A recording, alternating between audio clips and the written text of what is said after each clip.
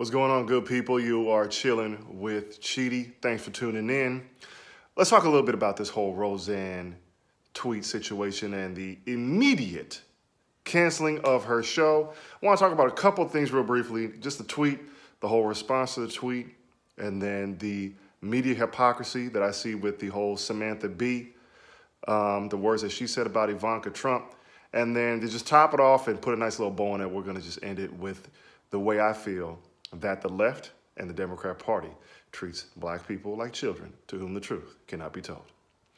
So initially when I saw the whole Roseanne Barr tweet, if you didn't see the tweet, it talks about how Roseanne Barr was responding to somebody and in the tweet said that when the Muslim Brotherhood and Planet of the Apes, what Muslim Brotherhood and Planet of the Apes come together equals VJ, and the VJ standing for Valerie Jarrett. Valerie Jarrett was a very close official to President Obama during his time in the office, and she's very fair-skinned. I think she's black and Iranian.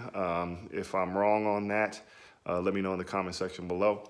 But, you know, when you saw the tweet's kind of like, anytime you tweet anything pertaining to somebody who has a drop, okay, they don't have to be dark skinned, they don't have to be chocolate brown, they can be anything with a drop of black blood. If it has anything reference to anybody in the primate kingdom, it's gonna be a problem. And I'm not really surprised with this whole ordeal, because with Roseanne Barr, people, we gotta understand who we're dealing with. This is a Roseanne Barr who sang the national anthem the trashy way that she did. It was disrespectful, it was horrible, it was vile. Then you also see she was the one that had the Nazi costume on with the little gingerbread people in the oven, and it's supposed to represent Jews that were killed, of course, in the Holocaust. Not something to really joke about. I'm all for the funny, but that's tasteless, that's vile, that's disgusting. But this is who you're dealing with. So when the whole tweet came out, I'm kind of like, this is Roseanne. Doesn't take away from what she said, how just wrong it was, but this is Roseanne. And I'm more of a free market guy. Do I believe that her show should have been immediately canceled by Disney? Now, mind you, this is the same Disney who hires somebody like, of course, you got Jemele Hill, who calls the president a white supremacist and supports himself all around with white supremacists. She didn't lose her job. She got demoted to undefeated, which is basically, hey, we want to talk about race, but we'll do our best to try and inject some sports in there if we could, potentially. Then you also have the same Disney that hires Keith Olbermann. Not sure if you saw his tweets, how vile and disgusting, how he just tweets nothing but the F word over and over again, and they put him back on the air. Don't see him losing his job or his show being canceled. So, you know, a little bit of hypocrisy there. But nonetheless, the reason why I say that she shouldn't be immediately canceled just like that is because of what we're going to talk about with Samantha Bee. I believe in the free market. I believe your show should not be boycotted, forced into canceling, forced into having the show get taken off the air. I believe if you make a mistake, if you do something that the people in America do not find it something that they want to watch, then your show should naturally come off the air. Not because somebody forced it, not because somebody felt, well, we got to check people's feelings. It's just, look, the show's not going to make money, so the show gets off the air. The people have decided. Now, the reason some people say her tweet was so disgusting, it has to come down. But I say this is why we're moving on to Samantha Bee. Samantha Bee just recently, on her show, went ahead and called Ivanka Trump, who is not her enemy, called her a feckless C word. Not going to say it, but C word. It's a disrespectful, from what I understand, is probably one of the most disparaging words you can use to describe a woman. She said that, and I didn't really hear, where was National Organization of Women? Where are all the feminist organizations standing behind Ivanka Trump?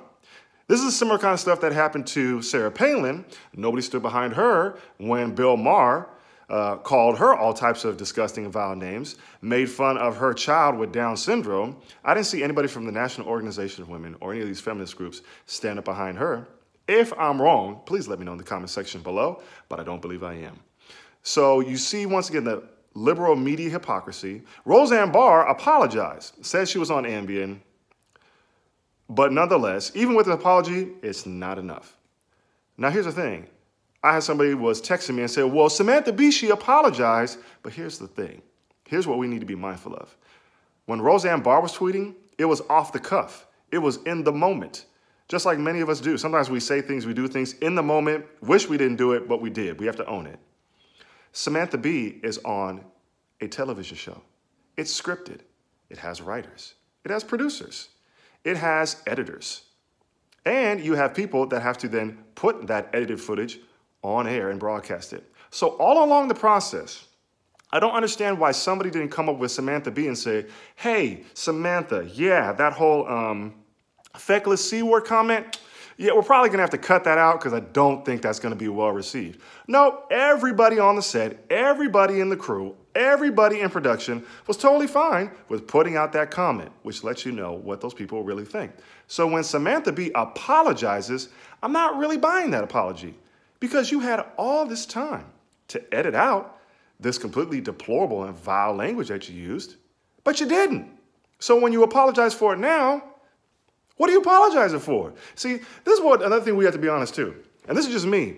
As a Christian man, when I say something, if I say something hurtful, if I say something that is rude, if I say something that cuts somebody unnecessarily, I don't say I didn't mean to say that. I don't say that's not what I was trying to say. No, I own it. Jesus says, out of the abundance of the heart, the mouth speaks. So if I say something rude to you, I meant to say it. It might be wrong, but I meant to say it. If I say something that's just off the cuff and disrespectful, I'm not going to say, I didn't mean to say that. That's not what I wanted to say. No, that's exactly what I want to say in that moment. Yes, I may be wrong, but I'm going to apologize. And I'm not going to try and play it down. Samantha Bee's apology is weak. It's whack. She doesn't really mean it because if she did, why didn't everybody on that show edit out that comment? And this, once again, why isn't her show being canceled? I guarantee you if Sean Hannity called, let's say another woman on the leftist side, let's say during the Obama presidency, let's say Sean Hannity called Sasha and Malia Obama, okay, a feckless C word.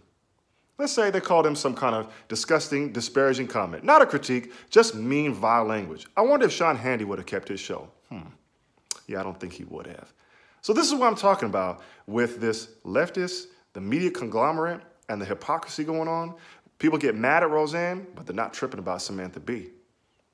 So I don't really want to hear it. And then on the last thing I'm going to do, ending this video, is how the left and the media treat black people like sensitive children to whom the truth cannot be told. You see, when people say vile and hateful things about Jews, when you see Keith Ellison, when you see Linda Sarsour, when you see certain people in the Democrat Party say things insinuating and saying things that are just anti-Semitic, you don't see this extremely high and loud and large backlash from the media about how we need to stop this mistreatment of Jews and ill-speaking of Jews. No, they just say, you know what, it's not that nice to say that, but Jews are tough enough. They can just handle it. Because that's why they don't cover it. Because they just say, Jews, you know what, they make pretty decent money. You know, their culture leads them to have a pretty decent outcome in life. So we're not going to really do anything for them. They're all right. When somebody says something negative about a black person, you see now we need a national conversation on race. We need to shut down all the Starbucks so that we can have sensitivity and subconscious bias training. We can't call black people black anymore. Now we got to call them people of color. We can't just have regular standards and treat black people like equals. Now we need to have affirmative action and make sure that we lower the standards. Because if not, you know them black people can't get into those colleges. Black people can't get into Harvard unless we lower the standard. As a matter of fact, while we lower the standard for black people, let's just increase the standard for Asian people because, you know, they work so hard that we just can't make sure that so many of them get in. You see, this is what I'm talking about. When people say disparaging comments about other races, we don't have to have a national conversation. Now, I get it. People may say, well, Chidi, there was hundreds of years of slavery, years of Jim Crow, years of a lack of civil rights for black people. I get that. But everybody can make a claim to racism and unjust treatment. Whether you're the Irish, whether you're Japanese in internment, everybody, whether you're Native Americans, everybody can claim some kind of oppression. But everybody doesn't get the national conversation like black people do. And I'm not saying that to say that black people are hopeless. I just don't want black people to be treated like the children to whom the truth cannot be told, because I believe black people are better than that.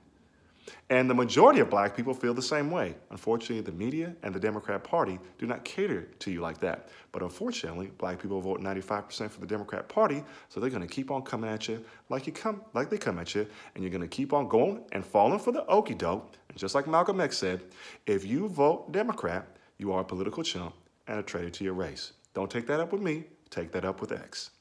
So that's a summation of my whole comment with the whole Roseanne Barr situation. Please let me know with your comments. Let me know what you think about the whole Samantha Bee thing. And let me know, do you think I'm wrong? Do you think that black people are treated like children to whom the truth cannot be told? Or do you think they're being treated completely fair and unbiased and being treated like grown adults? That's my time, y'all. And you've been chilling with Chidi. See you guys on the next one. I'm out.